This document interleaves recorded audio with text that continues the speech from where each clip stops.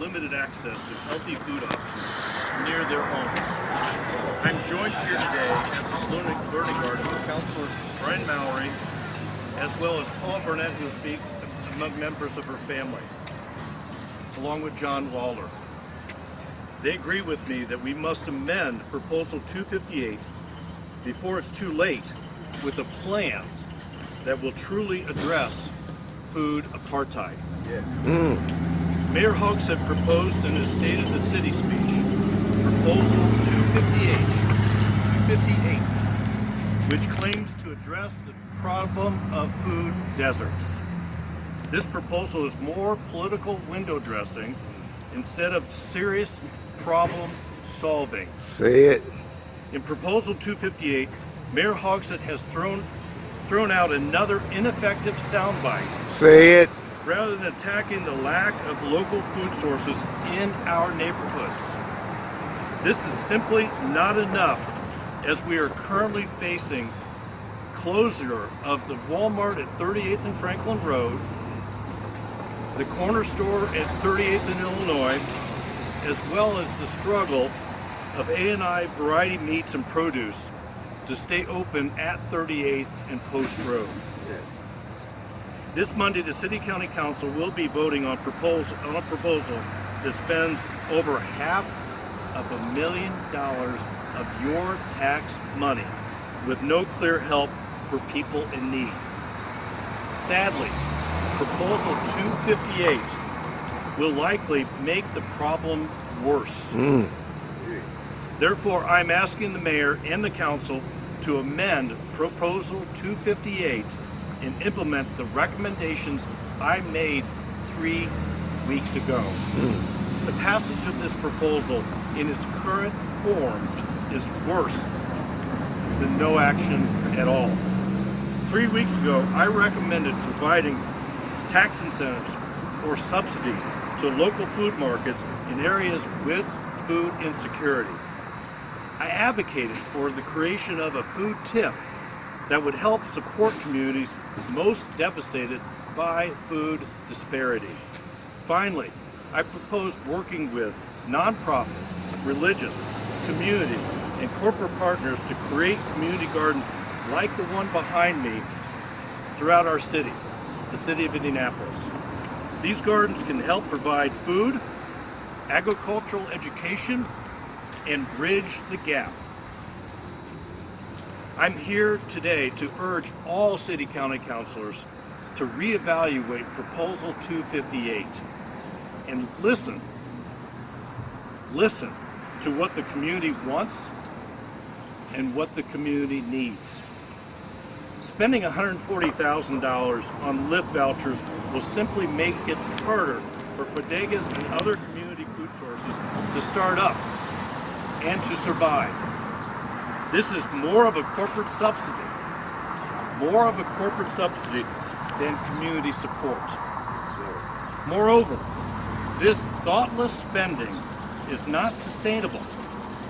I repeat, not sustainable. It will not get to the root cause of the problem, which is bringing the food to the people, not the people to the food. In addition, the creation of a $175,000 app, which has been proposed, is a waste of money, a complete waste of money when many resources are already available to help people find food. These dollars could be used to make actual community investments. This is wrong, and will we be no better off for it? I'm now going to turn over the microphone to Paula, our guest, who will make a few comments. But I leave you with this. Leadership is actually about solving problems, not acting like you're solving problems. That's right. I'm participating in the process today, and I'm certainly hopeful that all city councilors rethink Proposal 258. We just deserve better. We deserve better. Yes, sir. Very good job. Very good job. Peace, family. I hope y'all bear with me as I read this. We are the economic freedom fighters of Indiana. If you live on the far east side of Indianapolis, then you're aware it's a food desert and many are struggling with food insecurity. Our city county council is preparing to give our tax money via proposal 258 to the Lyft Corporation and other private interests outside of the far east side. No one has been able to explain how taking this money outside of the community will build something sustainable for the community. Cobbling together temporary taxi rides, community gardens of limited size and scope, and food pantries cannot sustain the whole community, only the fortunate few. A full-service fresh grocery helps everybody. Proposal 258 is currently written, must be amended to truly benefit the whole community. EFFI has attended and participated in several Far East Side community meetings and events where everyone was tasked with bringing back their ideas and plans to subsequent meetings. As a result of these gatherings, we crafted a replacement proposal.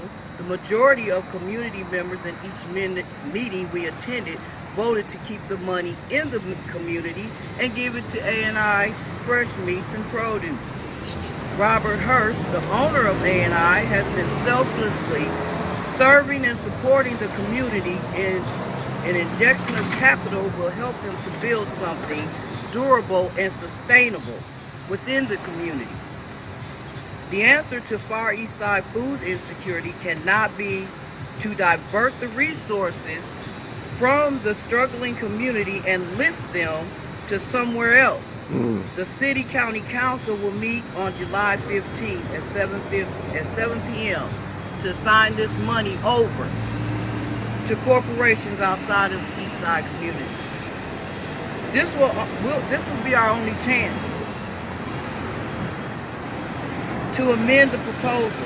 If you want to keep our resources in our community, show up, bring a friend, be ready to state your position. There is power in numbers.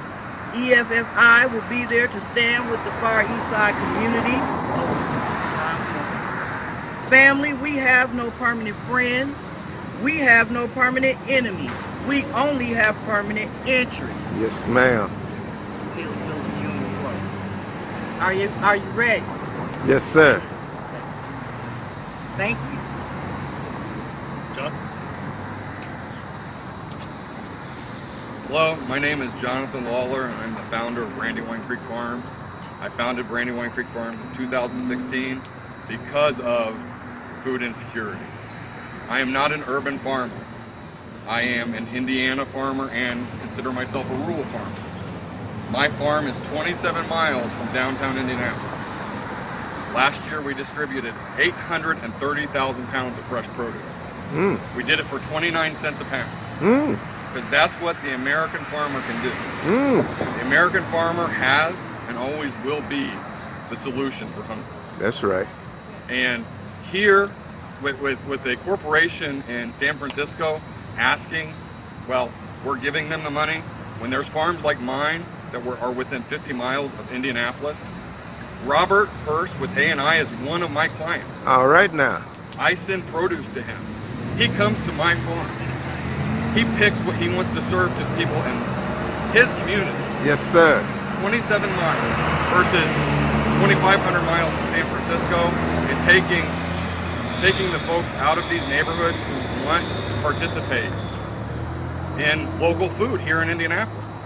You know, I see that, you know, the current administration has given the food policy over to people who have had control of local food in Indianapolis for years. They put ideology before people. The Indiana farmer never puts ideology before people. Amen. Our job is to feed people. That's right.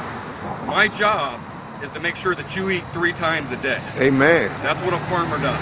Do your job. And it doesn't matter what color. Yes, sir. I have friends that are farmers. The only colors we talk about are red International tractors and green John Deere. That's what we talk about. Yes, sir. So please, please, please, change this bill so it benefits those amongst us. This is Indiana. That's right. We are the powerhouse of agriculture. That's right. We should not have hungry people here. That's right. It needs to change. Yes. Thank you. Amen. Thank you, Jonathan. Questions?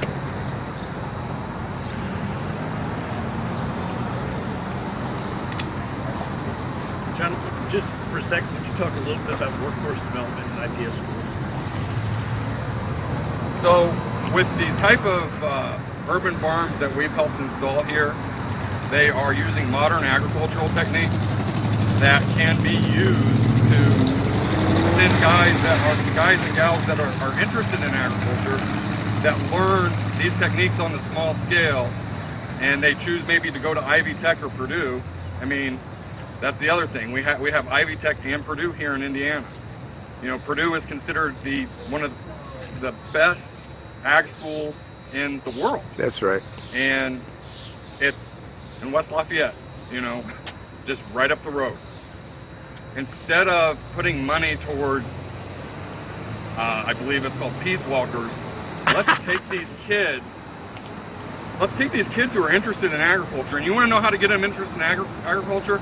I have a kid named Austin Hurd. He has a small urban farm at 42nd and Post. I put him inside of one of my big tractors, and guess what he wants to be now? Farmer. A farmer. Yes. He wants to be a farmer. He came out and he planted 8,000 tomato plants in an hour using modern agricultural machinery. He sees this is what solves the hunger issue, and it's going to feed people. You know, Austin could very well benefit from that funding to go to Ivy Tech. And then after he's at Ivy Tech, you know, and he's giving back to his community, maybe if Bex Hybrids hires him or Cortiva Agriscience hires him. These are real jobs for these people that are going to care about the community that they're coming out of. And these are companies here in Indiana that can help. They want to help. We are concerned, as farmers, even if we look like big ag, we care about hungry people. And our capital should be a shining star in the country for food access. Not one of the worst. That's right. You know, I mean, I felt like I should drive one of my tractors here just to keep from getting hurt by the pothole. Well. So, you know, I mean, that's the thing. Yes, we sir. can take these kids, set them up on these small urban farms, get them interested, get them knowledgeable enough to come to a farm like mine. Right. And make $50,000 a year working in the fields and cultivating and using science and technology. Drones. When you show a kid a drone, it's awesome. So, yeah, we'd like to bring them out. Good job. Thank you for we have solutions in the city of Indianapolis. It takes time, it takes work. It's not just a one-off. It's not a photo op. We have to take our time. I'm imploring the city council to take another look at 258 because we have solutions. I provided solutions. We have other ideas outside the box. These food deserts don't have to be That's in right. Indianapolis. That's right. It takes work. We will get it done. I look forward to January 1st in solving these problems with real-world solutions. Thank you. Amen. Thank you all. Excellent.